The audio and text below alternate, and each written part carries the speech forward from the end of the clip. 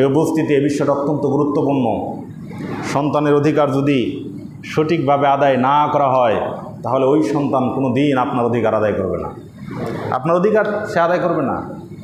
আপনি সন্তানকে জন্ম দেয়া আপনি সন্তানের খোঁজ খবর রাখবেন, আপনি চলে যাবেন গার্মেন্টসে চাকরি করার জন্য, ওই সন্তান আপনার অধিকার আদায় করবে আপনি মনে করছেন? এটা কখনো না, কখনো না, অসম্ভব, এটা হতেই পারে না।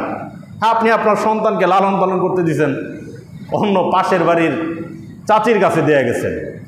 আপনি আপনার সন্তানকে লালন পালন করতে দিয়েছেন বোয়ার কাছে গিয়ে, তো বোয়ার কাছে তো মানুষ হচ্ছে ও কি শিখবে? আদবটা, ও আদবটাতে কি শিখবে?